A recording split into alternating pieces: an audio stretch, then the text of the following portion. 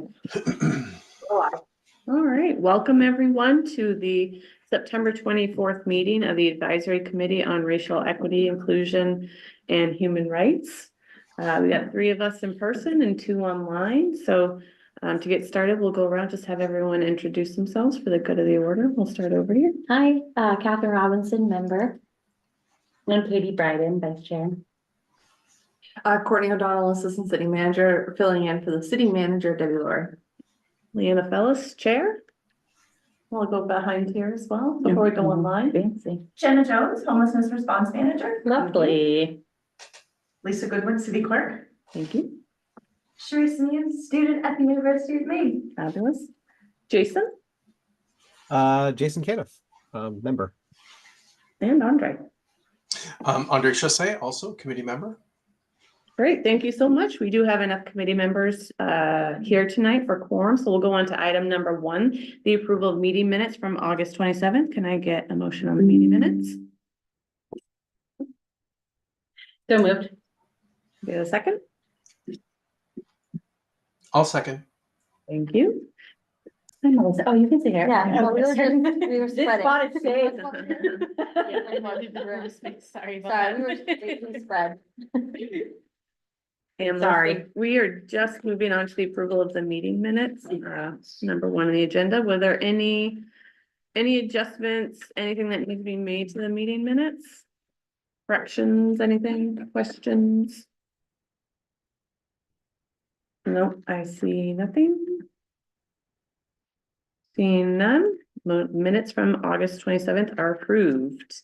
If you just want to go ahead and introduce yourself so we have it for the minutes. Yes, my name is Melissa Buckles and I'm a member of this committee. Thank you so much. Item number 2 today is the introduction of the city's homeless response manager. So if you want to come to the table. Hi, friends. Can't wait to hear Hello. about everything that you are doing in your role for the city of Bangor. Thank you. Jenna Jones here, homelessness response manager for the city of Bangor. I have been on the job for 3 months today, actually. Happy anniversary. Thank you so much. Delighted to be here. Thank you so much for creating some space to facilitate this introduction today. I would be happy to answer any questions that you have, but I'll give you kind of a general overview of what we've been working on in the last 3 months. So as some of you might know, Bangor, as one of the largest community spaces in the state, has kind of an ongoing population of folks who are unhoused. We have been working collectively with our partners to attempt to connect to housing opportunities as they become available. The establishment of this role is really to facilitate a one-stop shop within the city to be able to remain up to date on sort of what's happening within the system in Bangor and how the city itself can continue to support and facilitate a lot of the work that's being done. One of the things that we have been working toward in the last 3 months and is continuing to move forward is the understanding of just exactly who is unhoused in our community. As I'm sure you may be aware, if you followed recent government ops presentations, we don't have a lot of publicly available data to help us understand who is unhoused in this space. There are a number of reasons for that, and we are working with our partners, primarily in Maine Housing, but also with the Hub 7 coordinator, Jen Weatherby, to really understand the population of folks who are experiencing houselessness in Bangor. We have a couple of goals that we are working toward, both for community level reporting, but also just to really help us understand not only, who is unhoused in our community, what are their needs, where are they coming from, how are they currently being served, but also where are the gaps in the services that are being offered, and how can, we dig into better alignment of resource utilization to ensure that the connections that are being made are as fruitful and successful as possible. We are, one of the things that I've been doing in the last 3 months is to essentially go out and try to connect with as many partners as possible. The number of providers that engage with folks who are unhoused in our community are vast and very capable. There are some incredible people doing work on the ground to meet folks where they're at. And what I've been trying to understand is how is that work being done? How efficiently and effectively are you able to do your jobs with the resources that you have? And what are the ways that, we as the city can continue to support that work and potentially uncover new partnerships and opportunities to engage? That's been incredibly fruitful. And I've engaged with as many folks as possible from, folks who are on the ground, like outreach workers, to folks at Main Housing, and as many folks in between, with more still to come. There are so many other service sectors that touch folks who are unhoused. And we have to ensure that the resources that we are helping to connect folks to are as robustly available as possible. So we're also not only considering things like what housing opportunities are available, what do those look like? How accessible are they? What are the mechanisms to actually connect folks to those? And how well are those mechanisms working? But also things like, what does healthcare look like for folks? What does transportation look like for folks? What do the supportive services like helping folks get document ready to be housed look like? Things like helping someone get a birth certificate or a driver's license, those types of things. How can we remove as many of the barriers to ensuring that someone can go from a place of being unhoused to a place of being permanently, hopefully supportively housed as possible? Obviously, there are some challenges, right? We do not have enough housing stock in order to meet the needs. We really don't have enough shelter beds to meet the needs of folks. We do not have enough outreach workers at this point in time to really be able to connect with as many folks as possible. A lot of the work that's being done right now is really being dedicated to the encampment, which is currently a space where roughly 100 people are residing. We don't really understand if 100 people are staying there 24/7, meaning that's their place, that's their, space where they sleep at night. And we're currently still working to really understand that population, but that's where the greatest need in the city is at this point in time. And we've been attempting to coordinate with as many of the providers that are doing the work on the ground as possible, just to get an understanding of how we can better help, and to be as prepared as possible to respond to the needs of that space. Great job summarizing all of that. Yeah. amazing work.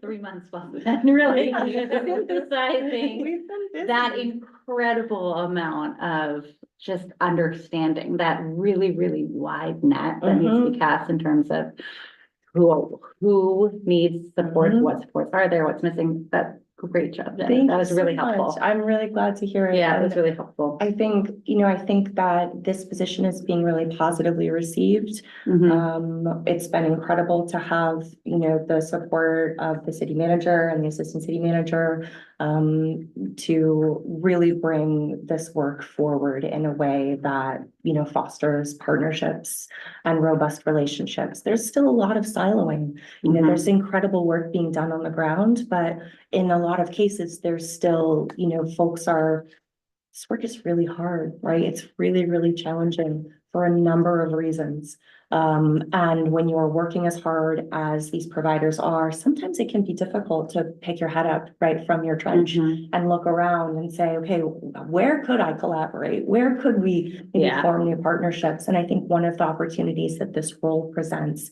is the ability to do that, to evaluate those silos and to understand where we have an opportunity to better support the folks who, are not only needing services, but those who are providing services as well. Jason? Hi. Thank you for all of that. I wondered if you could talk a little bit more about, you mentioned removing barriers. Could you talk a little bit more about some of the barriers that you're seeing? I heard you say shelter beds and outreach personnel. What other sort of barriers are you coming up against? It sounds like there's a lot of different agencies helping, but somewhere there's a gap. And so just curious if you could talk more about those obstacles that you're discovering. Oh, sure. Some of them are procedural in nature, and silly little things like what is the process to get someone a driver's license and why does it have to be that difficult? And so what we are able to do is to identify shortcuts, and to work with partners at the state level and to say, okay, we have this need, this is the current barrier, how can we work around that? So one of the things that's recently been done, within public health and community services, their amazing team has set up a process whereby someone who needs to get document ready and who is maybe missing a driver's license can work with their outreach provider to be able to connect with public health to get that done. So that that person might not have to go sit at the DMV for, X number of hours to get a license reprinted or to get an ID reprinted, for example. That's just one of the barriers, and sometimes the challenges arise case by case. So it's not uncommon for me to get a call, at any point in time during the day and say, hey, Jen, we have, this opportunity to connect this person to this housing placement or, what have you, but this is the barrier that we're facing. Sometimes that might be, this person has the security deposit, but they're missing, X number of dollars in rent to be able to pay that first month's deposit to move in. So we can step in and work with that person, their outreach provider and GA to say, okay, this is an issue that we need to resolve because it's so important to capitalize on those opportunities as soon as they arise so that we can ensure that folks are being placed as soon and as appropriately as possible. Thank you. Melissa? Yeah, one of my questions, you talked a lot about obviously meeting with different providers. Are you guys considering doing like a resource map? There's something that came up in like another meeting that I had with some of our providers about. And there's so many great organizations and agencies in the city, like doing great work of like having a centralized place of like, if you have a need, like where do you go for that? Or other agencies, if they have a need, where do they go for that? I think that'd be a huge asset to this. I'm not sure if that's something that you guys are talking about already. Absolutely. And one of the things that we've talked about doing and is in the process of being done is updating the homelessness services page on the city's website.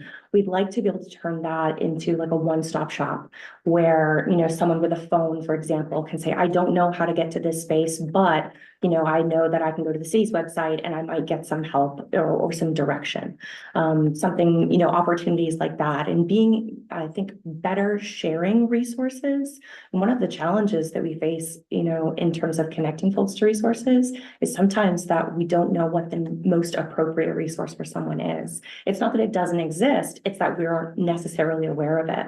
So sort of removing those types of obstacles and bringing, one of the things that I've been working on lately is access to employment opportunities.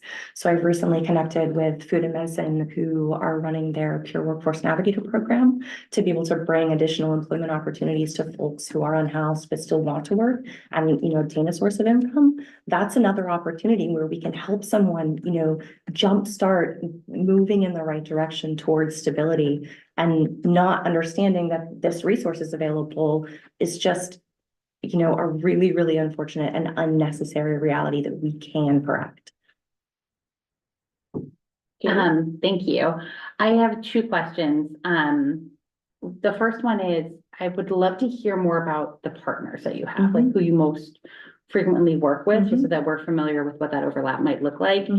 And after that, do you have, I know you do, but is there an easy way to explain sort of what your short-term and long-term goals are in this role? Yeah, the partners that we work with primarily, we work a lot with outreach. Specifically, they will bring us, challenges that they experience that we are in a position to help them navigate. I work very closely with a lot of the outreach providers that are in the encampment. I'm in the encampment multiple times a week, engaging with folks, trying to get an understanding of the system and how resources are being delivered in that space. We frequently work with other partners. Shelters are a really good example, but also I found, Bangor PD and BCAT to be a great resource. The Bangor Public Library is a great resource. Food and Medicine is a great resource. We have connected with obviously CHCS and other partners to attempt to really understand the system as a whole and to view it from a 30,000-foot level to the best of our ability. Short-term goals in the extent that short term is contextual. I would say really understanding the community of unhoused folks within Bangor. We have to be able to have an understanding of not only how many folks are unhoused, not just unhoused, but also unsheltered in our community. Who are they, right? What are their demographics look like? One of the challenges that is deeply concerning to me right now is the increase in older adult homelessness, particularly in our community. I was in a meeting recently with a provider who explained to me that the number of older adults that they are currently encountering who are experiencing homelessness has skyrocketed. And this is an unfortunate trend that's occurring across the United States. US Aging predicts that the number of older adults who are homeless could actually triple by 2030. And given the state's demographics, this is something that should particularly concern our state and our community. Do they know why? A lot of older adults are currently experiencing circumstantial homelessness, not Okay. chronic homelessness. Okay. So a lot of times what we're seeing is older adults, because it's so difficult to access care and support services, like someone who can come into your home and help you with things like doing the dishes and taking out the trash, because those workers are so difficult to access right now.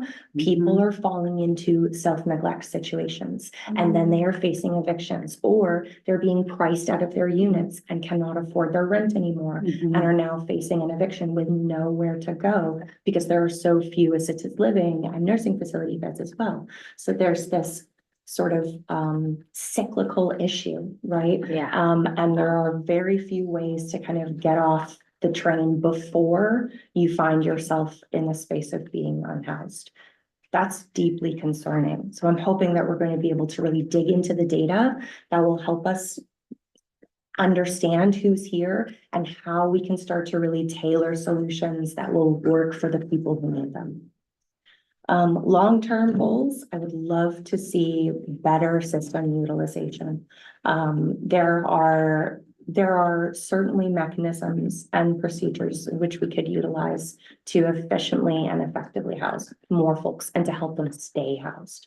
We're exploring what those might look like and want to ensure that we're moving forward with best practices and evidence-based techniques. So we're gathering as much information as possible right now to really lay out a map and understand the community and how to address the needs that they're experiencing.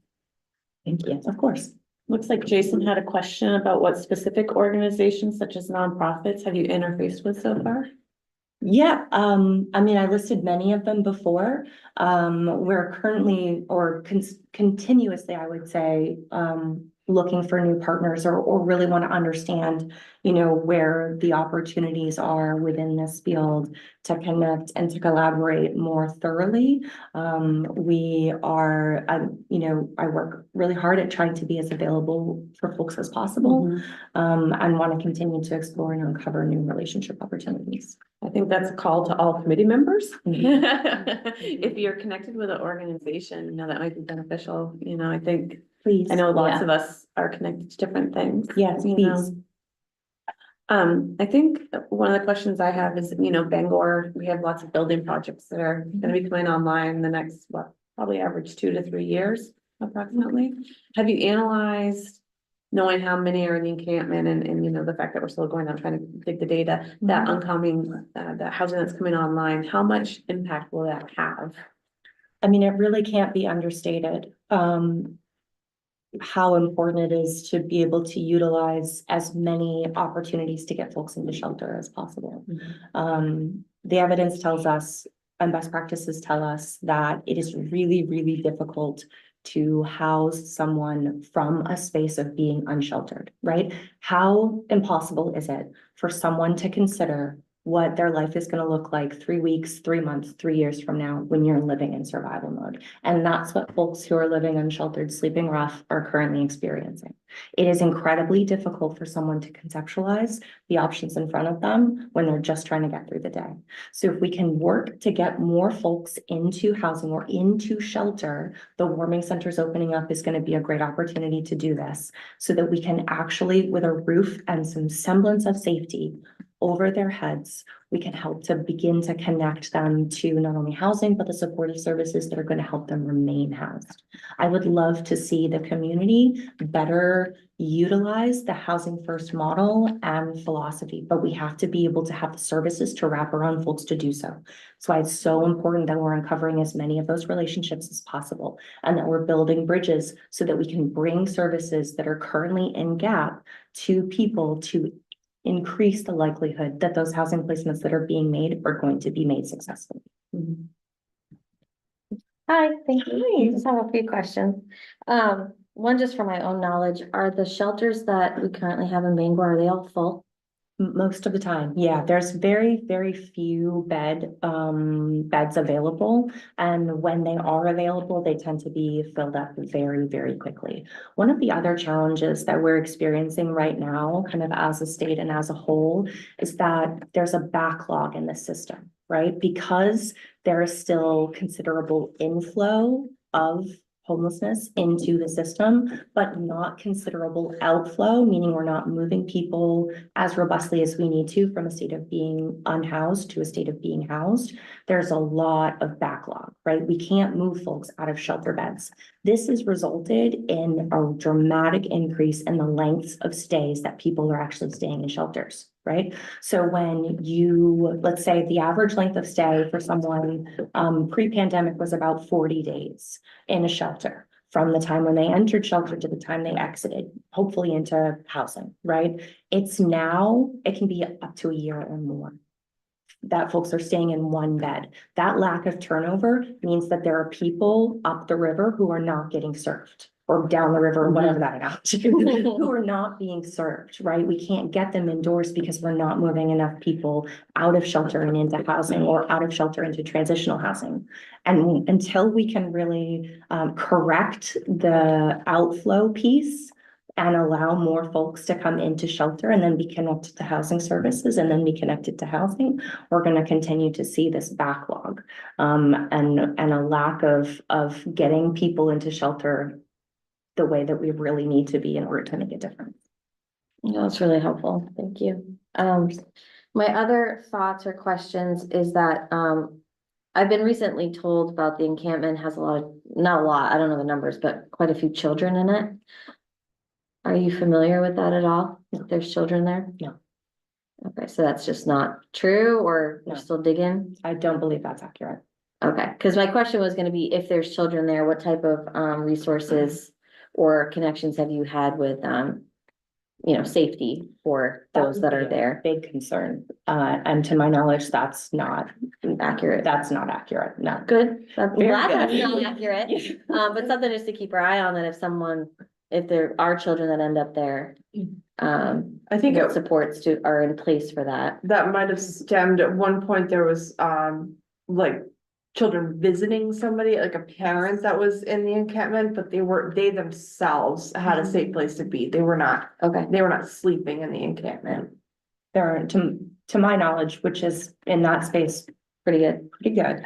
I have not seen any children, and that would be A very different a situation. very different situation. That's why I just want to make sure we Yeah. brought that up. But build Yeah. to build off that question, we keep referring back to the encampment. What efforts are being taken to address people who are living in cars or people who are couch surfing? Mhm. What efforts are being taken to understand that data? People who are living in cars is obviously tricky. So one of the challenges obviously that we face is actually being able to connect with people who are unhoused. And given the lack of available outreach staff, which is a challenge across the state, it's really difficult to identify all of the folks who are unhoused in our community. We're coming up to pit count season. So that's going to hopefully give us a better understanding where we'll have community-wide canvassing.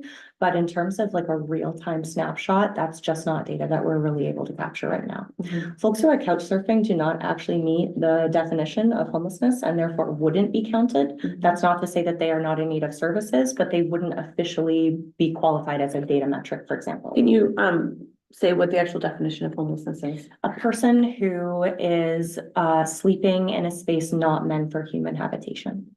Which is based on HUD's definition. Yes. My question, oh, yeah, I was just gonna quickly, can I just jump in quickly with McKinney-Vento? Yeah. And I don't know what your like how often you're meeting with the liaison from Bangor School Department, but the Bangor School Department does have an individual at 14th Street who is a McKinney-Vento liaison, and their job is to track all of the individuals, students that may or may not fall into an unsafe, or I forget the word that you literally just used I also forget the word. to qualify for, a student that is unhoused, but there are resources. Yes. And full-time staff members, that's what the social workers at the Bangor School Department do, is go out and help if there ever were to be a student that was, that it would be incredibly difficult for a student to be living in an encampment and not have dozens of eyes on them, because every student where they live is tracked by the school department, for lack of a better explanation.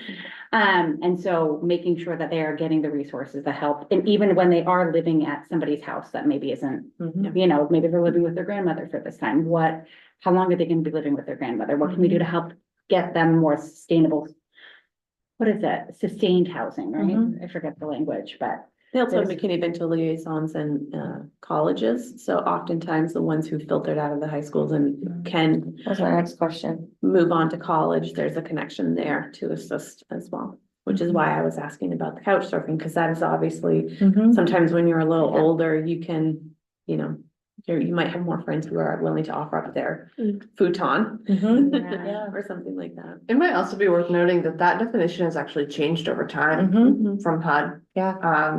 Years ago, I worked at the homeless shelter on Main Street, and it was counted. Couch surfing was counted, in the pit count, and now it's not. There's only a recent change too, like Right. 2022 or something like that. So like when you're comparing data year by year on that, it's Sounds the not, same, yeah, it's not apples to apples, unfortunately. Can I ask, do you connect with the folks at the school? I have not yet, but I would love to, if you could connect me with. Oh, yeah, Amazon. yeah. I would greatly appreciate Yeah, that. Thank you. they're brand new. They actually just started as well, so. Oh, Yeah, yeah. kindred spirit. Yeah, exactly. Oh, sorry, I cut off Melissa though. I apologize. We'll hit up Melissa and then we'll do Jason's question, okay? yeah, I hope I remember my question, I'm so sorry. Oh, my question might be a basic question, but when someone is in need of service, how does that like process go? I mean, like an individual, they're at risk of homelessness or they are affected by homelessness. What are the next steps? 'Cause obviously shelters aren't full, like how do those referrals work, I guess, is my Yeah, question. absolutely. That's a great question. So we have a coordinated entry process as part of our continuum of care, and that really is the doorway to entering the system. So when someone is experiencing homelessness, they are hopefully engaged by an outreach worker who performs an assessment, identifies, yes, this person is unhoused. This is their history, gathers a bunch of information, and then it's their job to hopefully work with that individual over the next 6 months, ideally, to get them connected to those services that will help them reach sustainable supportive housing. Can I just follow up with that too? What about folks who are at risk of being like, maybe, eviction, like things not at the stage of maybe being homeless already, but are about to, what kind of service? How can we help folks not fall into the river, right? And I will tell you that that is an area where we're really working to develop solutions. There aren't a lot of current opportunities to prevent folks from going into homelessness. A lot of the system is designed to be reactive and not inherently proactive. However, we have recently obtained permission from the city council to apply for a grant through Maine Housing that will allow us to establish the Housing Navigation and Stabilization Pilot Program.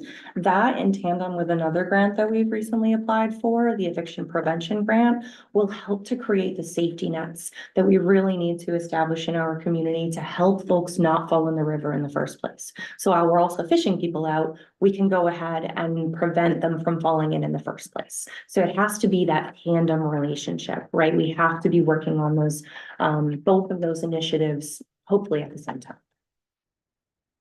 More to come on that. We'll keep you posted. What did you say that you meant with the housing navigation and stabilization, and then? Eviction prevention.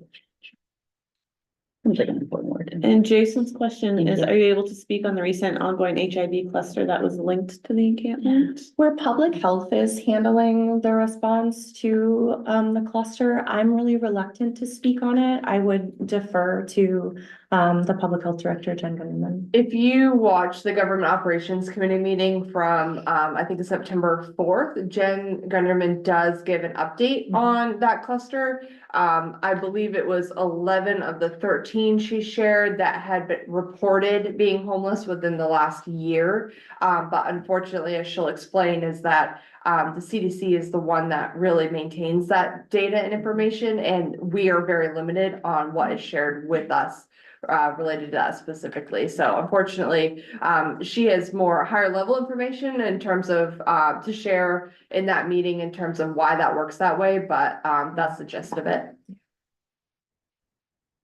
All right. I just have one more, it's more of Go like for a it. comment to help. Have you been able to connect with PCHC at all? Yes. Okay, I was gonna say, if not, I'd help Oh, thank you. facilitate that, but Yes. if you have, then great. Mhm. I have a question. Hi. When you say encampment, Mhm. do you mean homeless shelter? No, I mean the space behind the Hope House. The encampment is an outdoor space that's currently being utilized as a makeshift camp, if you will, where there are a number of tents and some structures that people who are unhoused utilize as their home at this point in time. Where do they go in the winter? That's the question. We are very fortunate to support a number of warming facilities, not the city necessarily financially supporting, but through grant opportunities, warming shelters will open in numerous places across Bangor to give folks an opportunity to head inside when it gets cold. Great question. Yeah, those were great. I do think one thing that occurs to me in the numerous conversations we've had in this committee is that there are individuals who choose to not be housed. And I think that's an important thing to recognize in this, is that it is, for some of that is the choice that they make. And I know that might For a not lot be- of different reasons, right? Yeah. Yeah, you know, and this is, I'm gonna get the name of Zero Sum. What is Built that? for Zero. Built for Zero, thank you. I know I was gonna get it wrong. That would be, Very good. wish this was coffee. I'm assuming you'll be working with that project. Yes, Yeah. absolutely. We, Same meeting at GovOps. Yeah, There's okay. a Level Zero presentation. It's available at bangormaine.gov/ or no, YouTube/City of Bangor. Thanks. That was the September 4th meeting. You said, Yes. right? Yeah. Beautiful. Is there anything that this committee can do to help you? That's a great question. I would love to be connected to any additional organizations or potential partners that we can engage and potentially develop solutions with. There are a number of spaces. Gonna go like. I was I changed my mind last minute. One of the things that we can do after the meeting is get your email address, and we can share it with the committee, so that anyone who wants to reach out, we can, you know, for everyone who's online, who can connect with Jenna. Of course. Yeah. Actually, I think at that same meeting, there was all. Yeah. Busy meeting. And you did a great job. Thank you. It's a good one. You should watch it. Get some popcorn. Yeah. Seeing nothing else, we want to thank you so much for course. coming in tonight. Oh, Answering thank you. our questions, Of and course. Thank you. Happy to we be here. always have an open invitation to anyone who wants to come back and provide any report outs or updates or anything like that. Perfect. And please let me know if there are additional reports that you would like to receive. I'm also happy to return and facilitate any information delivery that would be helpful. I have one last question. You talked a lot about gathering, like getting more data. When, is there kind of an end date of when you think that would be? Because I think and I'm probably sure all of us would love to see kind of how that would look once quote unquote, the data is gathered, but just kind of who are the people that. You know, every single person. Yeah, Come back. Here 3 months. We're working on that, and one of the approaches in the Built for Zero model is to reach quality data. And that's really where we're at right now in terms of the goal is to reach a data set that we feel is reliable. And there are a lot of challenges to reaching that point. Much of what is gathered is self-reported, and that can be really challenging in terms of reliability and consistency of information that's being provided. And so that is really one of the primary challenges in sort of the coordinators assurance that that data is reliable. And we're working on it. I believe, I don't want to misspeak, but I do believe that there is a goal to reach quality data for Hub 7, which is our hub, by the end of January of 2025. That sounds right. I think that's right, but I can get you the correct date. Yeah, thanks for that. I know that it's not an easy answer, especially getting quality data, but I was just curious, like, because I think it'd be interesting for all of us to know kind of where those intersectionalities are as well. Yeah, Yeah. absolutely, absolutely. I'd be happy to come back and give you more information at that time if you would like. Fabulous. Wonderful. Love it. Thank you all Thanks, so Jen. much. Thank you so much. I really Please appreciate get in it. touch if there's anything that I can do to assist you. I would be more than happy to collaborate. Yeah, this is so Thank you. helpful. Thank you. You're very Thank you. welcome. Have a great night, everyone. Thank You you. too. All right, so number 3 tonight on our agenda is an election update. Come on. The hot seat. The hot seat, that's right. Good evening. Yeah. I just had a moment of panic. I just realized it's only 6 weeks away. I was like, oh, this is Tuesday. It feels like it's going by fast, right? It is going super fast. Yeah, Gosh, For yes. better. Yeah. So I'm just gonna give you a brief overview of some of the things that are happening and how people can get absentee ballots and those things, and you can ask me any questions on elections. I'd be happy to answer any of them. Our polls are open on election day from 7 AM to 8 PM. We have free rides on the community connector all day so that people can get there without it costing them anything if they don't have their own transportation. We do provide that for them. Our ballots will be available October 7th for absentee voting. We've already had a little over 2,600 people request their ballots. So they're coming in fast and I'm one. furious. I was like, I'm not missing this one. I got early. So you can expect that those will be mailed out right around the 7th of October. That will be our big push next week. We're hoping to have the ballots ready to start stuffing all of the envelopes and get those out.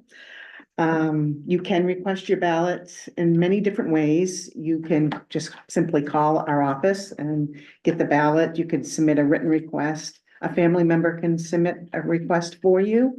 You can go online and request your ballot. That is if your voter registration is up to date, because if it isn't up to date, we will reject it because it does have to match your voter record. You can come in and vote in person starting October 7th. You can vote here, and on October 28th through the 31st, we will be at the Cross Insurance Center from 8 in the morning until 6 at night. Starting September 28th, you said? October 28th. You ready to start tomorrow. Hello. Yeah, and so that just gives people a little bit of extra time if they're working during the day and they want to vote in person. We will be there till 6 o'clock. Voter registration, you can do that anytime. You can do it if you're at a motor vehicle, you can register to vote. They have the automatic registration there. You can go online and register to vote, and that is through October 15th. October 15th is the deadline, and there is a cutoff because we have to send out notices to people, and we're allowed 15 days to have that returned to us if they give us a false address.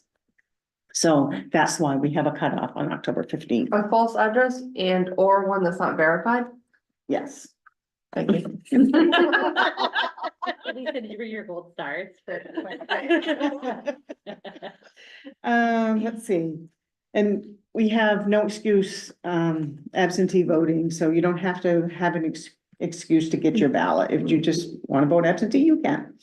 And we have same day registration for voter registration, so that means that you can come in on election day and register. Many states don't have that, so you can come in, have your ID and your proof of residency, and we can do that. If you don't have proof of residency, and you do have an ID, you can swear an oath to your residency. So, To so if you are struggling to find something, if you don't have a utility bill or something that's showing your name on it, say if your husband's name is on the utility bill and yours isn't, then you can ask to swear an oath. And that will prove your residency. And you don't have to do anything more after that. Wow. If you want to change your voter registration, like I said, on October 15th, you can go to maine.gov/vote, and that will take you right to where you need to register to vote. Also, I want to touch a little bit on accessible voting. The state has a portal for an electronic ballot for individuals that have a disability that make it difficult for them to handle paper. So some people cannot, print that ballot out and mark it and send it back. So they can go online to the state's website and request their ballots electronically. The city does participate in that too. So the city's ballot is also on there. So they can vote all the ballots. Do they have to provide a do they have to provide a reason? They just self-identify. Yep. Yep, there's no questions about that. On election day, we do have an accessible voting machine that anybody can use. You don't have to have a disability to use that machine, and we encourage people to use it because if just one person is using that, if there's a recount, somebody could, if they could connect the dots, then they could see how somebody voted. So we try to have more than one person using it. But it's the ballot looks a little bit different because it's a blank ballot that goes into the machine.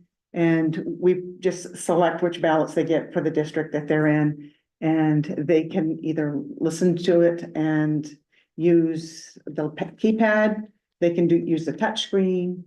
So, if they have a sip and puff or whatever, some other mechanism, they can plug that into the machine and use that. And that feeds right into the machine with all the other ballots. So we have that on election day. All of our polling sites have to be ADA compliant. We just went through our audit on that. And there's a couple of things that, like at the Cross Center, one of the pieces of pavement was breaking down. So they fixed that so that we are compliant by federal law for our polling places. We have moved a couple of our tabulators in the Cross Insurance Center because it's a big place for people to have to walk through. And so you have go through your check-in line and usually all the tabulators are down on the other end, but we have set up a couple over on the side so people can go to the first booths, vote, and then they can go exit right out that way, just so they don't have to take that long walk. We do, in the clerk's office, we're required to go to all the nursing homes and level 4 housing. So we will be doing that in October. We have a couple of people that go out, they register people to vote and vote there. Something new that we're doing this year that we were requested by Disability Rights Maine. We're going to Dorothea Dix this year because that is a federal facility and we're gonna go there and help them register to vote. Federal requirement or state? It is a state requirement, our state law Oh, it requires is. us to go, yeah. Okay. So I guess that's about it on overall, so I'll answer your questions. I have two questions.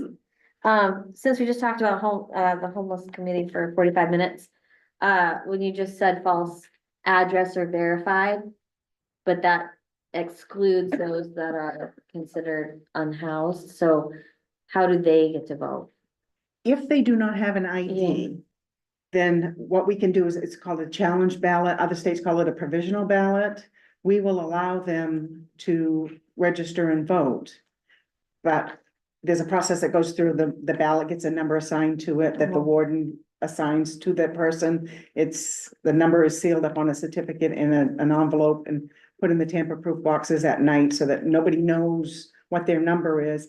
If there was a recount, when it goes to the state for a recount, the lawyers that are involved, they will go through and they'll find any challenge ballots that we have. And they'll set those aside and then they'll decide whether they're gonna count them. They fight between themselves. What's and the decide difference that. between that and somebody swearing an oath so Right. they can? If you have an ID, you can swear an oath. Oh, that's the difference. So if they don't have an address or don't have an ID, there's a challenge ballot. They can do a challenge, yeah, if they have absolutely nothing. And if you're unhoused, you don't have to have a traditional home to Yeah. register to vote. if you have your ID and you say you're living under the bridge and wherever it might be, or in the encampment, then Right. that's where we would register them to vote. Okay. I was just hoping there was a process, so I'm glad to Oh, yeah. hear that Oh, yeah. there is something. for And that. that's been around for a long, long time, years and That's years, great. yeah. And my second question is there a process for the visually impaired when they vote? It's just me being naive, I don't know. Yep. Yeah, this ABS equipment that we have at the polls, Okay, yeah, and we actually do have some people that come in and use it for that exact reason. okay. If you've never worked an election before, it's I have great never. fun. It's so much fun. I've This done. is like the right year for you. Yeah. Yeah, I mean, I'm going if to he's get not everyone out to by do it. then, I just think why you learn not? so much, you know, from it. I mentioned earlier. I would. I have a question, it might also be a question most people know, but like, if your ID doesn't match where you're living, like if someone moved, and let's say they moved to different cities, which might have different, elections going on, do you just have to have a proof of residence with like a utility bill or lease or Yes. something like that? That's it. Yeah, we have a lot of people that they move from out of state and they don't really change their driver's license on time. They have that's their ID, but then they have to give us something that shows their residency. So you mentioned you're going to nursing homes and you're going to Dorothea Dix, but what about other homes where there might be developmentally disabled or intellectually disabled individuals? Where is, They have to meet the requirements of the level 4 housing or nursing home, that's by law. Mhm. And we are not allowed to go anywhere else. So is Dorothea Dix That's the that's only one Yeah, that meets that in yeah, Bangor? it's a federal facility. I think there's only 3 or 4 in the state. You might have to ask a question. What about, like, political activities or signage around polling places? It has to be 250 feet away. Hmm. Including like, including yeah, From like the front door? Mhm. Sorry, I just like, went through that. Yeah. you get a lot of information on. Yeah. Cause that's true for signage and stuff, but like, a candidate could be up next to the building door, but they're not allowed to say certain things, They can correct? only say, hi, I'm Lisa Goodwin, thank you for voting. Right. They can't say that they're running for an office or anything, and actually the state law changed recently that it can only be the candidate or a representative. They can't have an entourage of people that come and stand outside, so it's one or the other, that's it. They've changed that, which voters like that. Yeah, I bet, They yeah. do like it, they don't, Yeah. they say. Well, they're- the idea is to protect the voter, right, to allow them to make their choice without being pressured, right? Right, and Yeah. the candidates can't have buttons on or things like that. Like if you were in the state, you were state rep, you couldn't have your name with state rep underneath it. Mm. They'd have to remove that. If you're coming to vote, you can wear a button that's 3 inches in diameter, that's it. Yeah. And the thing is that people will ask you. Yeah. You can't campaign, right? Correct. Within a certain within a certain area of the polling places. So even on voting day, people will come up and say, are you running? And you're like, my name is Katie Bryden and I'm just here to thank you for voting. And then they'll say, well, what is your platform? And you say, I legally cannot talk to you about this. Here. Mm. Yeah, well, that begs the question about enforcement. We have election workers that they're our voter guides, we call them, and they kind of hang around and they listen. They And- really do. They do, they hang around and they Sounds listen too to stressful for me.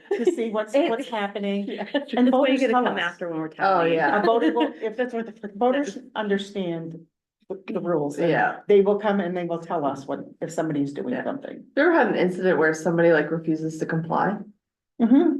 What happened? We take them aside and talk to them and tell them they're gonna have to leave if they don't. Yeah. Sorry. It's the same as, and you couldn't, But I do appreciate those roles because it is Yeah. incredibly, you just wanna go and not be bothered. Do your and- civic duty, go Yeah. vote. yeah, because the rules are you can't impede a voter's progress. They have to be allowed to go all the way through, and that's why you'll see petitioners at the end of the voting. So that they're not bothering the voters until after they've done Right, voting. petitioner. What about the? I'm just thinking of walkers? June, someone whistled at like right 8 o'clock in Yes, June or you whatever. wanted people to come talk. And I just remember watching him and like, they're not supposed to be doing that. Like, What about poll watchers? Poll watchers are allowed, both, any political party can send somebody, or it can be the League of Women Voters comes and they kind of do an audit on election day to make sure that we have everything correctly in place. Mm-hmm. But like say at the check-in tables, you have to have chairs. You'll see when you walk in that there's chairs by the table.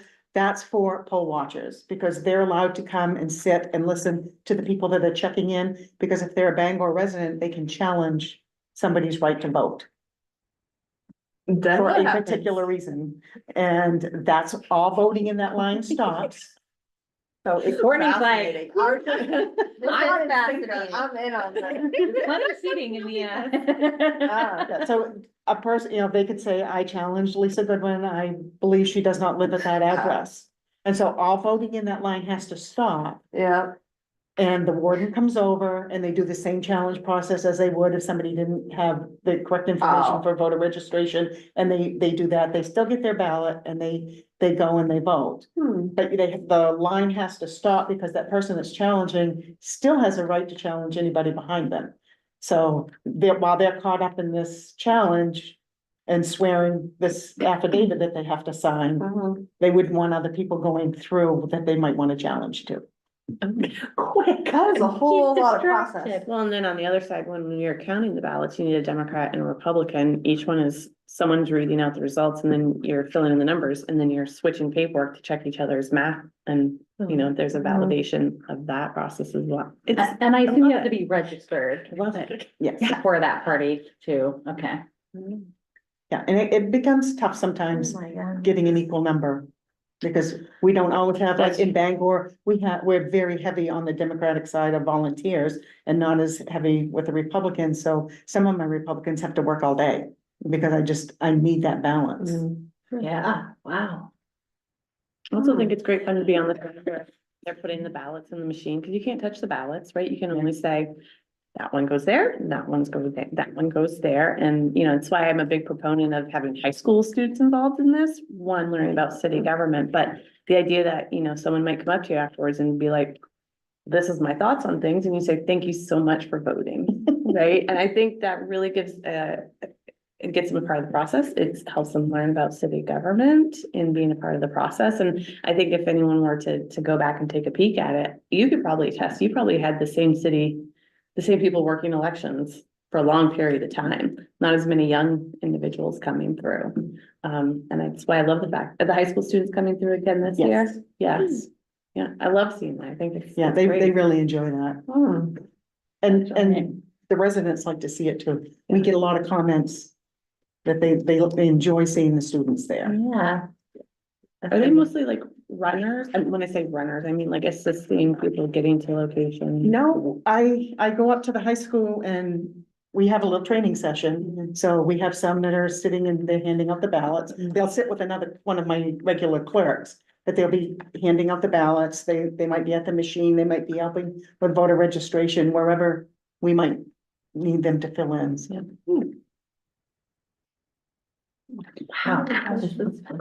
Yeah, you can come sit over here too. Yeah. I feel really bad that you're. Is this about like just voting completely in general in the city and like area of Bangor, or is this like specifically about the presidential vote in November? This is every election, yeah. Can I ask, do you have an idea? And I don't know if there's actually even an answer to this question, but do you typically have a sense of, okay, this is when we'll have the results, or this is based on the number of individuals that come in, or? Yeah, I mean, if you don't have a huge turnout, then, it's gonna be fairly quick. Yeah, We'll have it within an hour. But like this coming election, we're gonna have 26, well, actually, we have 24 machines, but we're gonna have 28. Sorry. 28. I know what time I'm leaving the building that day. 28 different tallies. Okay, and the ballots, well, the state ballot's gonna be difficult on the candidate side because you have ranked choice on one side and plurality on the other side. And that ranked choice takes a really long time for the machine to tabulate everything. I remember the first year that we did it, It was like 45 minutes before a tape even started to print. I was panicked. It was our first time doing it with that, and I was very panicked. I was like, oh my goodness, nothing is.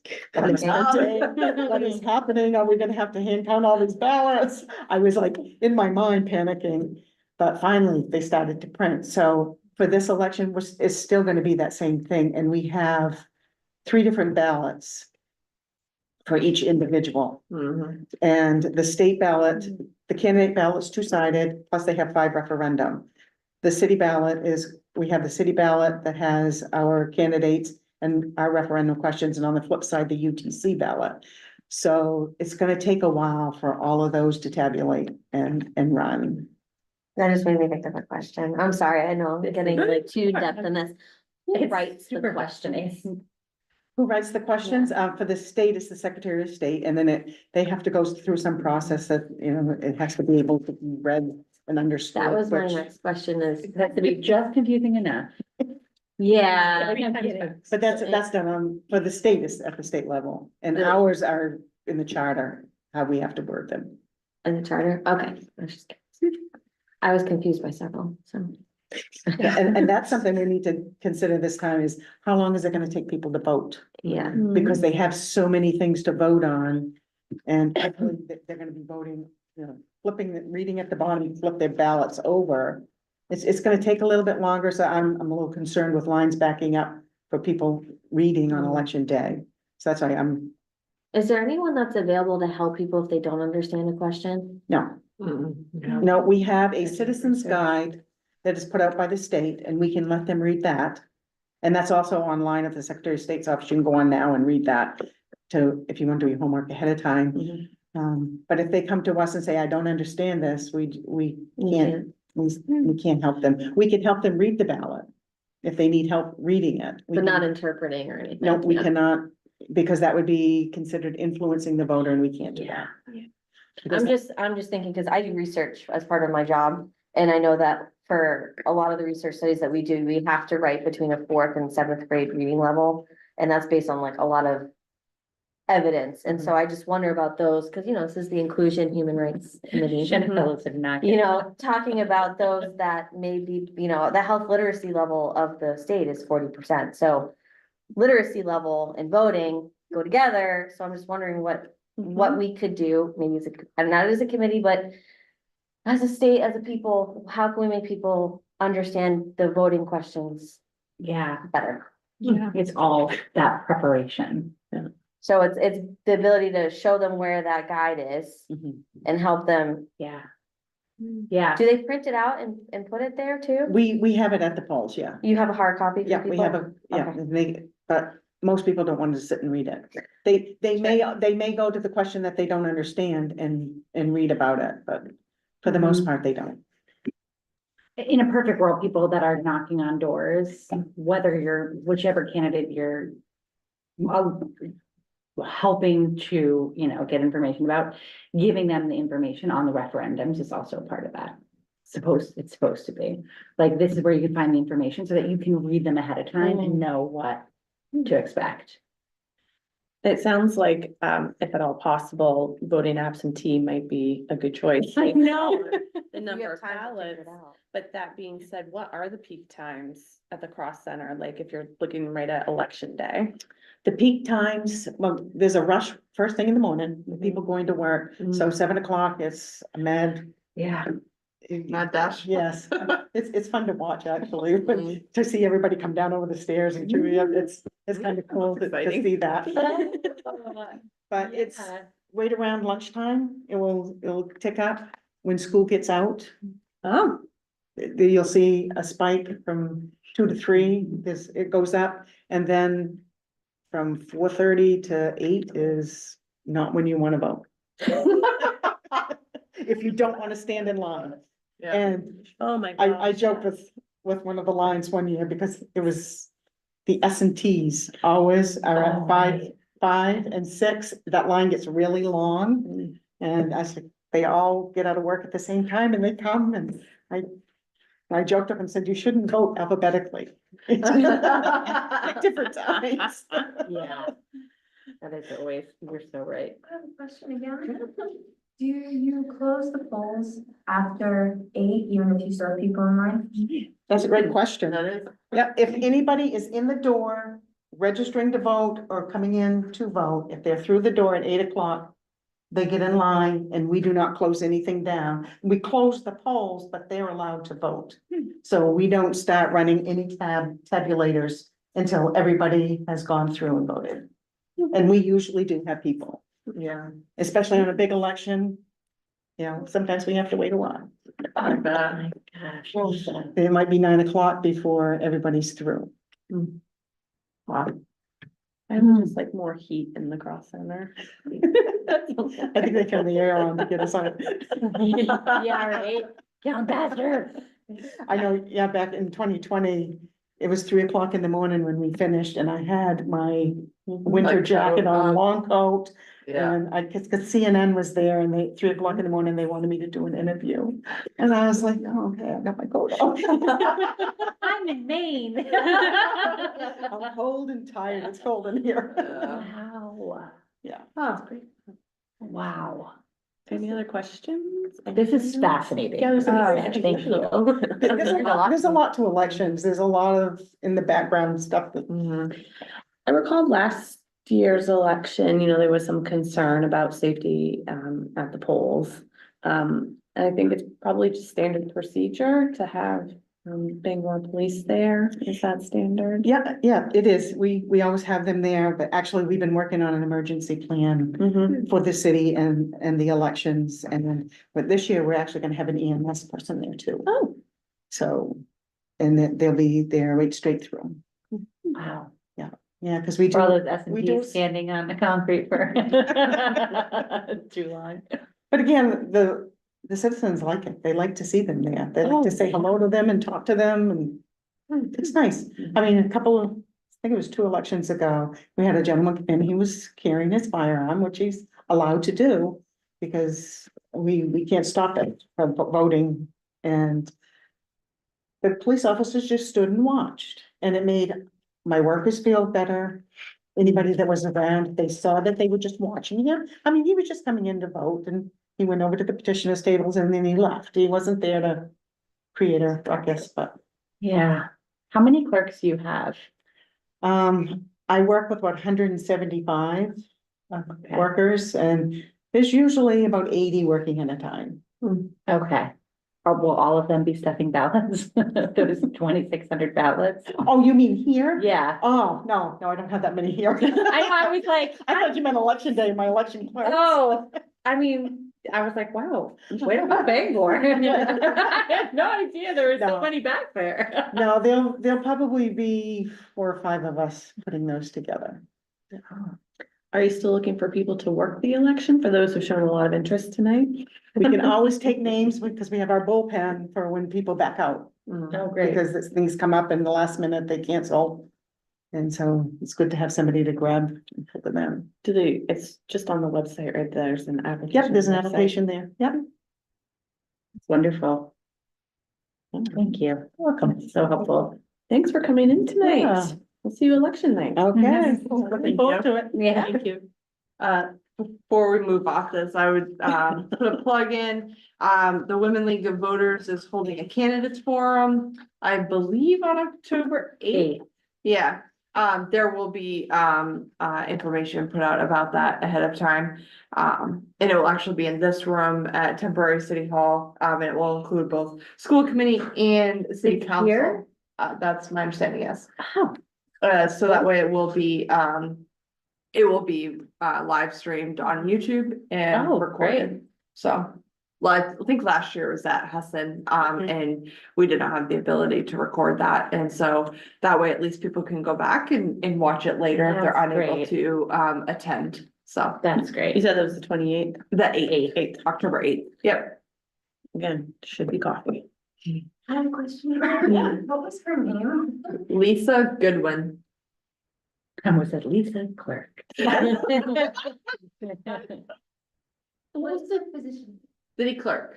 Thank you. You're welcome. What was The thing on October 8th, what was that called? It's an organization called Women League of Voters, I think. League of Women Voters. Okay, Yeah. they are a third party that always puts on a candidates forum every year here for the city of Bangor. That includes both school committee candidates and also city council. It is such a good way to learn about the candidates. Mm. They're asked a series of questions and and then you can also give questions from the audience too. Oh, and what time is? Didn't even know they did that. It's super helpful. Hold on. I'll say, I don't know the time, but we will be, posting it on social media and make sure that it's on the website calendar as well. I have it in- Katie has it in. I love it. While she's looking that up, let's go ahead and move on to item number 4, which is a review of naming of city-owned properties policy. In the packet, for tonight was a copy of that policy. And if I remember correctly, we're being tasked with looking at that, offering up suggestions. Running some feedback. Yeah. I'm sorry to interrupt you before we move on. It's 5:30 to 8. Thank you, Katie. It looks like this was last looked at or adopted in 2015, if I'm reading that. Yeah, I'm not sure if that's when it was adopted or updated, but it Mm. last changed in 2015. So probably not the worst idea that we look at this and offer up any suggestions, any questions. If we do have those, should we filter them to you or to Debbie or? You can filter them to me. Okay. You'll note that in the policy, it says the assistant city manager is responsible for the periodic review of this policy. Ooh. So. You periodically looked at it in 2015? Yes, I periodically looked at it today. So, yeah, if you, if folks wanna, just maybe a deadline or cutoff. Of some sort, Yes. it could even be the next meeting if you want to. I don't think this is urgent, but definitely appreciate, filtering this sort of stuff through this committee to make Yeah. sure that we're being thoughtful and inclusive, in our policies. So I think our October meeting is the 22nd, so I would say Yeah. if you could aim to have any comments, suggestions, questions, probably around October 15th. That gives you all 4 weeks to look at it Yeah. and get it to Courtney. That would be great. Yeah, I can consolidate and provide an updated version, in time for that meeting. I don't know if, yeah. So I opened it up again and I had a question and I just remembered it. So does this also include, at the end on page 9 or 10, it says city-owned streets? That's a different part of our agenda tonight. Okay, because I do know that sometimes, like, I know at University of Maine, I don't know if Jason's there, but like they have renamed some buildings because of their history. I didn't know if some of the street names, if that's also part of the plan. I think that was the idea. Yeah. Okay. Yeah. And actually, that's a really good point of clarification. We talk about city-owned properties, to what extent does that actually Right. So I So think we it's look at city-owned or, neighborhood boundary roads, common usage, natural features, significant historical. Yeah, it's under criteria 3 we have. Yeah, I do think that streets are actually a separate process. okay. I But think that's right. I feel like. that's we're what- willing to review kind of all of it, I think, so. Well, I feel like last time what we had talked about too, your point about the University of Maine reminded me that, I believe it's at the University of Maine, right, where the Wabanaki, Yeah, you know. the language is underneath language, the English, yeah. yeah, for the actual ownership of the land that these places are named, which I think would be really a super valuable process for the city of Bangor. I do know it's something that's come up in front of this committee before,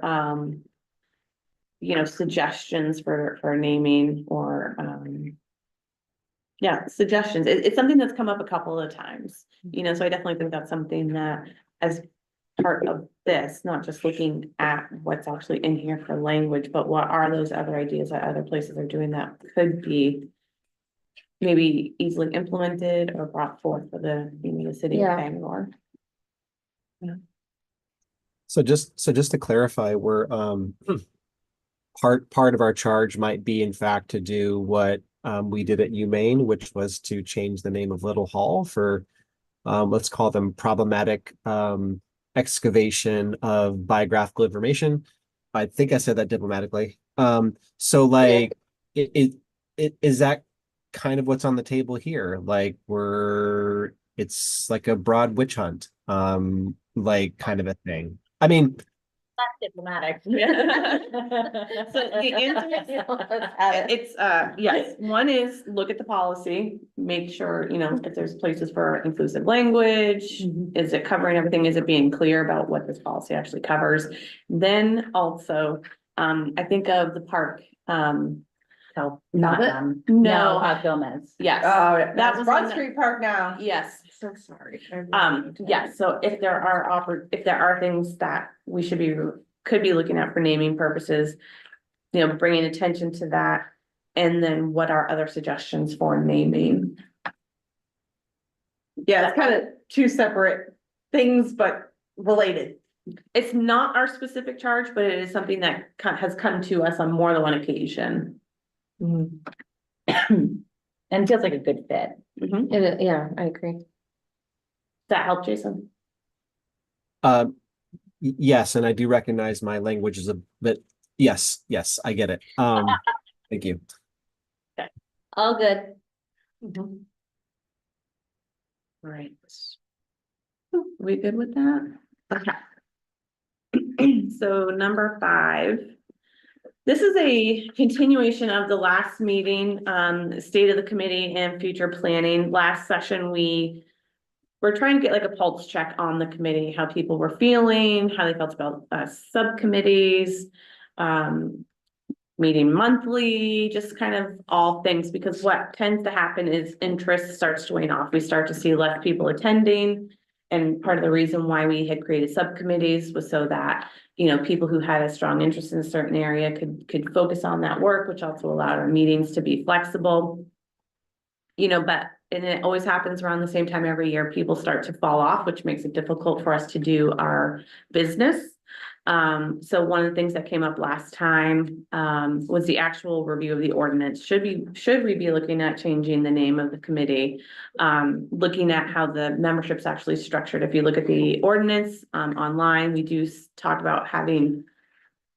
It would be great, ideal if we had people from, members from certain, populations. And then ultimately what the goals are. So we have this on here. I'm not sure if we wanted to continue that conversation, if there were any questions. Jason, you weren't here last time. Melissa, were you here last time? You were, okay. So, I didn't know if Jason, you had any questions about that, or if there was any follow-up from that initial conversation. Yeah. I can't remember, did Debbie, say anything to us in our planning emails about the committee name? I didn't think so. I didn't recall that. No, and just for some sort of memory jogging. The reason that we had brought that up is because the Advisory Committee for Racial Equity, Inclusion, and Human Rights is so broad. A lot of folks in the city of Bangor are interested in DEIB work, but don't see a place to do that because the Advisory Committee for Racial Equity, Inclusion, and Human Rights doesn't exactly reflect something that the vernacular that I think is a lot more commonly used.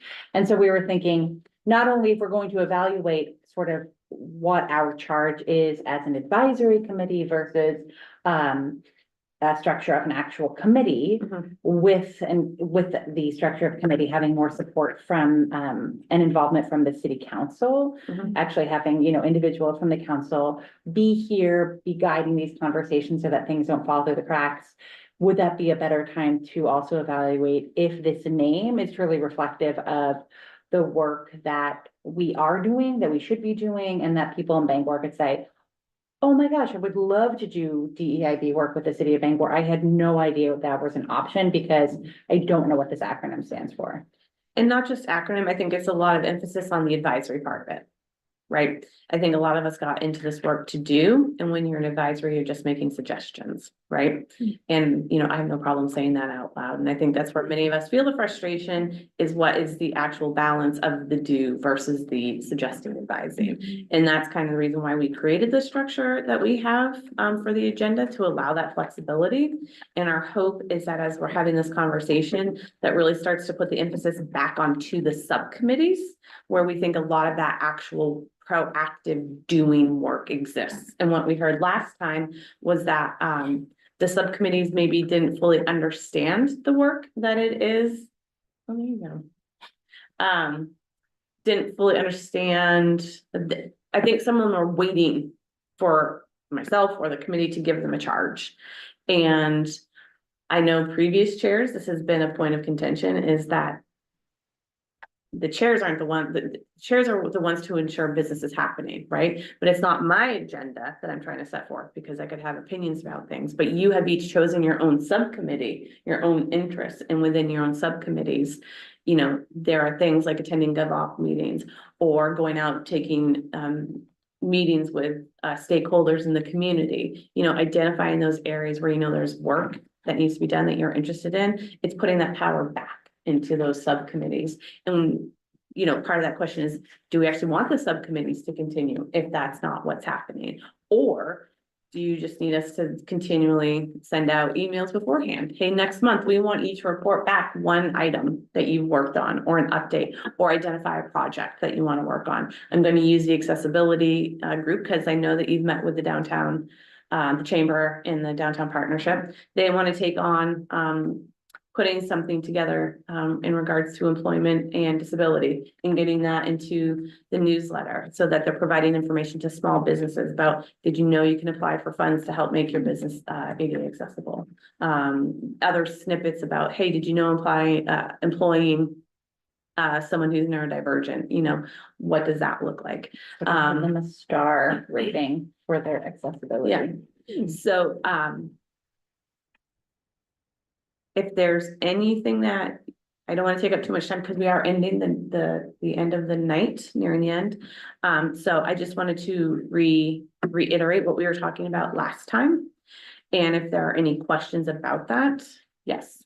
So my question is that what we had talked about was our subcommittees could be so much more, could advance so much more work with more individuals that weren't a part of this committee. Yeah, and we never got an answer back on that. Yeah, so that was that, okay, so that's what we would need to explore is, I think what we learned from the DEIB work that's being done at the school level is that they have their core members and then they have individuals that just serve on a subcommittee. Mhm. And with that subcommittee work, there's 10 or 11 individuals that would be able to come together versus the same 5 people doing Mhm. this and subcommittee. Is there a way that we could pull volunteers in? Can I ask a quick question about that? Is there like, does the school have like a policy or a procedure that they follow when they're doing that? Because, without knowing what that might Yeah. look like, you all are kind of charged by the council in terms of the tasks set forward in the ordinance, so it'd be weird for you to kind of delegate on. that to another volunteer that wasn't appointed by the council. So that seems a little odd to me, but if there's like That's a great established point. policy or something that could at least be considered. But honestly, I think that might be a council question. It's a great. Would be that's a great way to look at it. unusual. Yeah, Yeah, and no, this that's is what came that's up in really the helpful. Because conversation. the other option might be like, you know, does the membership of the committee need to expand to be more robust? Well, Things and like that. that has led to the conversation of, do we expand the committee, but additionally, Mhm. what is being said in the personnel meetings and the interviews to impart upon the people who are interested in this, that it's great that you're involved in a lot of things, but the business that we do here does require attendance here. Yeah. And it does, you know, I think it was earlier this year, I think we had 2 meetings where there was no quorum, right? So we couldn't engage in the business of improving minutes or doing other things. Yeah, and I will say Um, that Debbie did share those expectations with the personnel committee, Oh, great, great, great. but I can't confirm if they were asked. Mhm.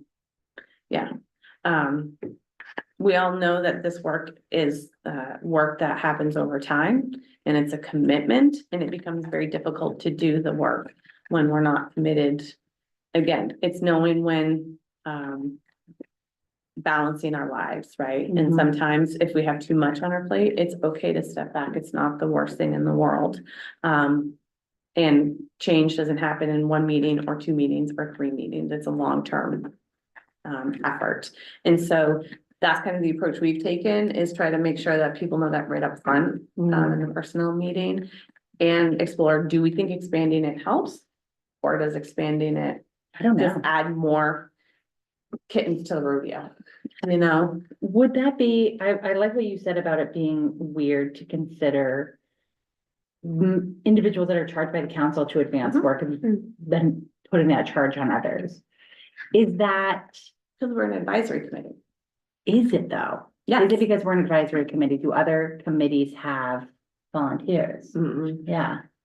I don't think it has anything to do with our advisory role. I think it has to do with how many people can we pull in as volunteers? I mean, Like, I don't think that there's anything stopping like a subcommittee from consulting with like other, you know, members of the community. It's what, it's like, I guess, the level of which you expect them to participate or report back or take action that would traditionally fall to a committee member. got it. Because that volunteer isn't going through the vetting process. Yeah, they weren't appointed by the council to, with the charge of Right. what's laid out in ordinance. And I guess that's what I mean when I'm responding to what you're saying, which is we had to be on the committee, we had to go through the formal process, right? The committee has said, this council says, I've picked you to serve on this committee. You are charged with these actions, where a volunteer is not taking those Right. same actions. They don't have that same charge. So Yeah, we haven't yeah. carved out Yeah. the ability to invite others in. But I think it would be the same thing as like when you guys took the meeting with the chamber, right? They're not volunteering, but you're consulting, you consulted with them Okay. for information. But if, to keep going with that, like, her and I are on this committee, but if we wanna go and ask for more people to help volunteer their time to help us, but we're overseeing them, that would be okay, right? I think what you're, I think what I'm hearing, lack of not knowing, is we're not charged with overseeing volunteers.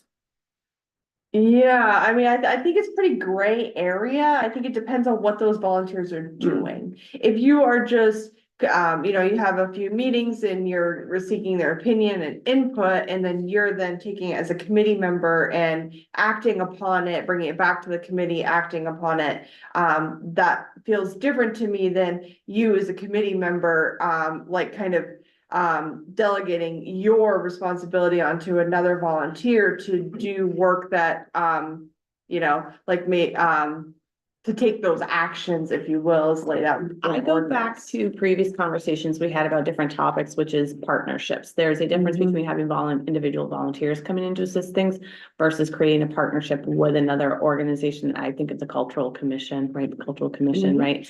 Like that was seen as a partnership, you know, on certain ideas and topics. So actually, if I may, the Cultural Commission is a great example because they are also citizens that are appointed to that commission by the council. So they do things like review applications and chat with various artists about interests and things of that nature. And I think they also have subcommittees. But they could not like turn around and appoint volunteers to do that work for them.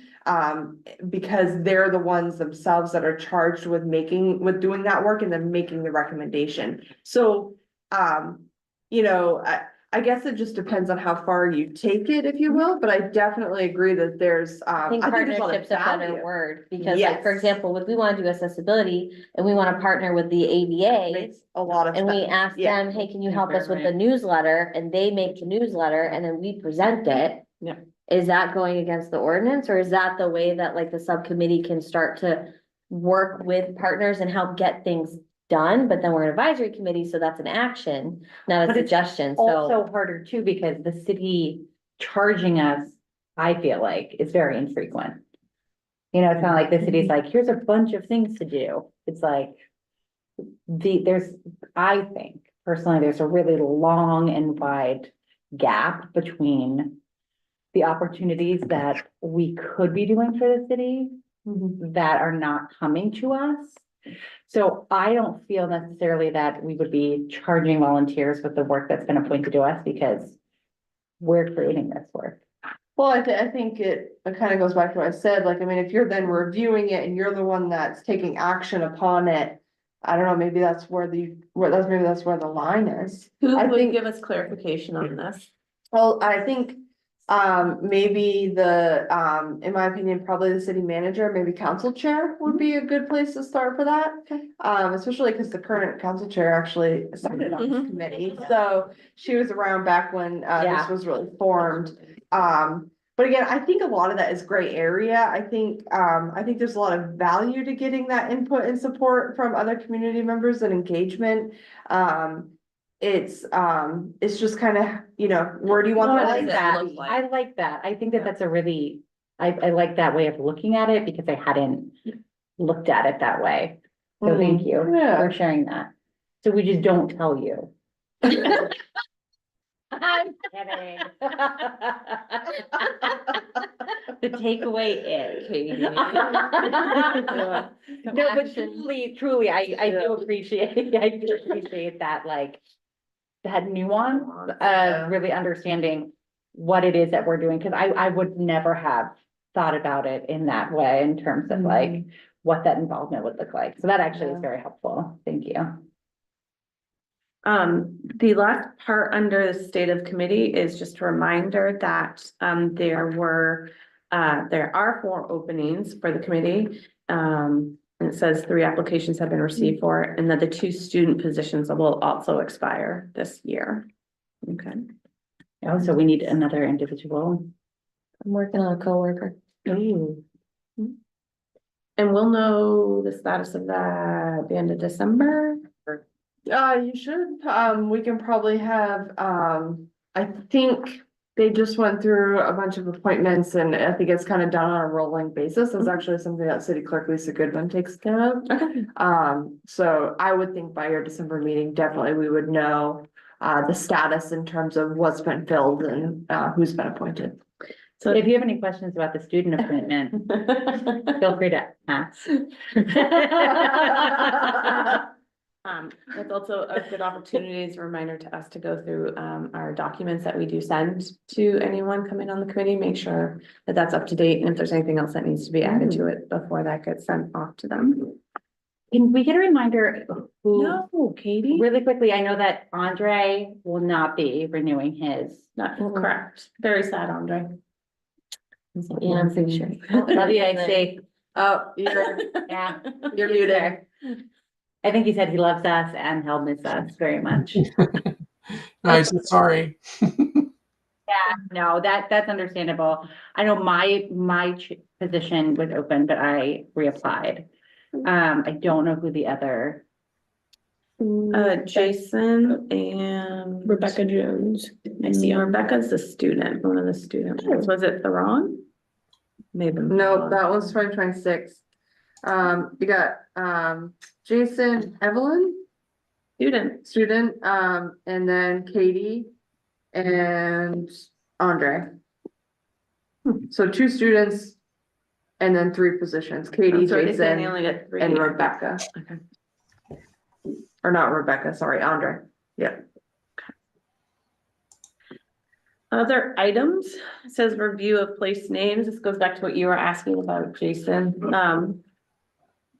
Part of what we're looking at, and it was included in here, are the list of city-owned streets. I guess, just looking through there to see if there's anything unbuilt roads that might stand out to us, that might warrant a second review. Yes. I noticed we didn't include building names in here. Is it possible to get that? Parks? Yeah, I think we can get you a list of building names and park names. Okay. If you want to look at that information and make any suggestions or questions to Courtney. Sure. By October 15th, that would be great. Any questions about that? I have a general question when talking about this committee in general. So are we gonna have a different time right now? The times I'm just being mindful of the 7:30 time to talk about, we talked about the name of this advisory committee. We talked about I put people, I'm meaning like if we can expand how many people can be on this committee, how does that look for some people that I look at this list, some people I don't even know who they are. Of our, how, if we can change our ordinances, or at least to not even of how much you attend, but even being able to reach out and be like, hey, are you still interested? So we did discuss that in the last meeting.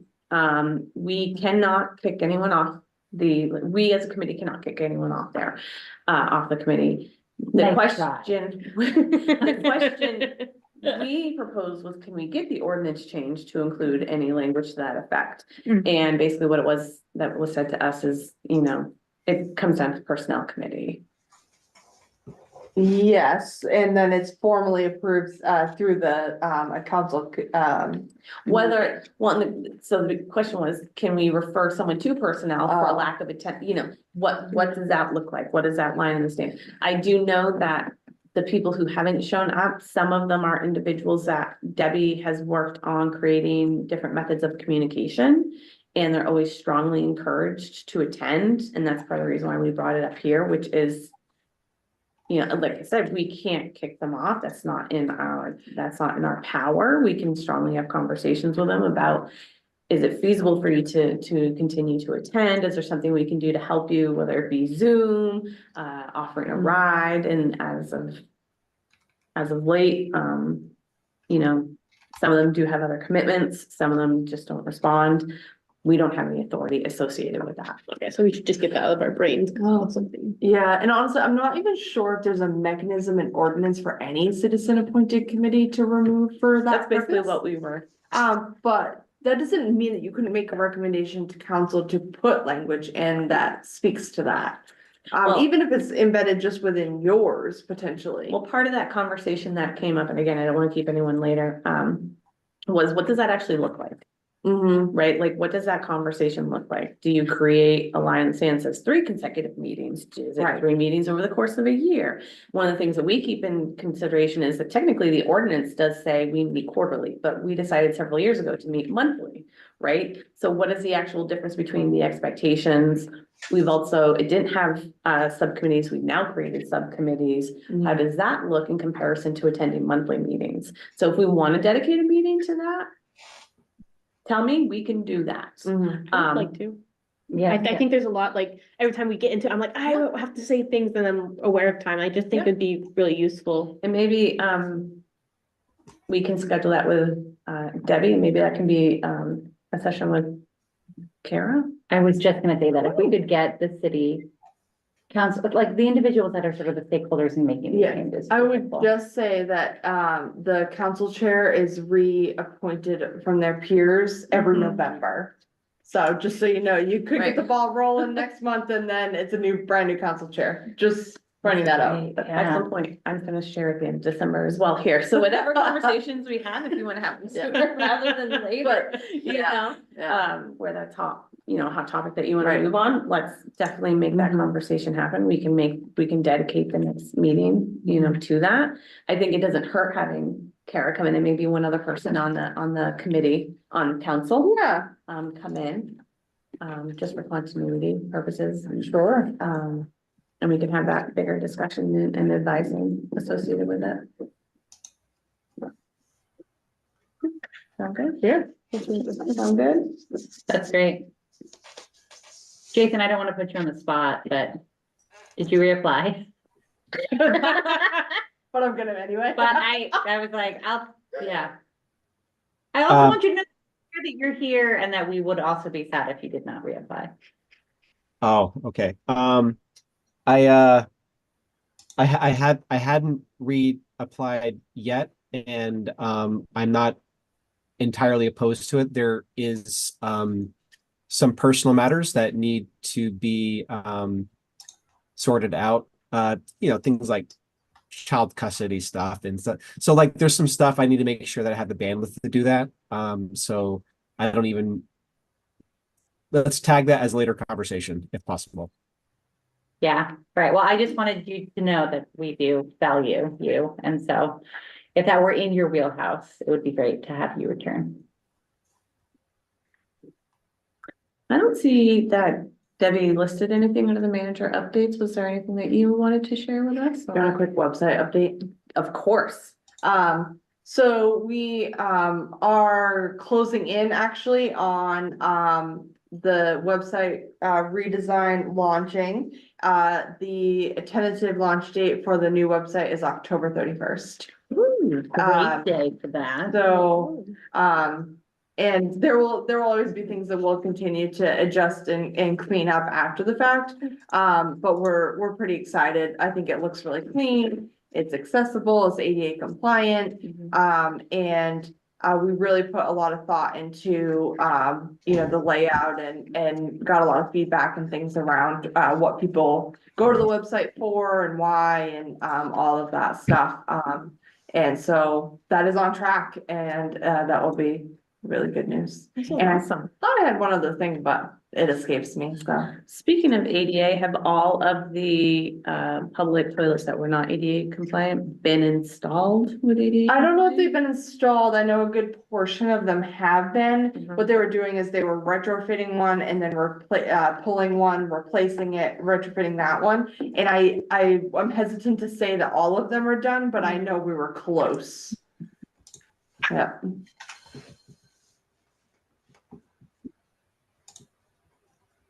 Anyone have anything else they would like to bring to the table? All right, seeing none, would anyone like to close this meeting? I motion to close meeting. Second. Last chance, question, comments, and scathing rebuttals. Seeing none, I call this meeting adjourned. We'll see everyone on October 22nd. Thanks, everyone. Thank you all. Bye-bye.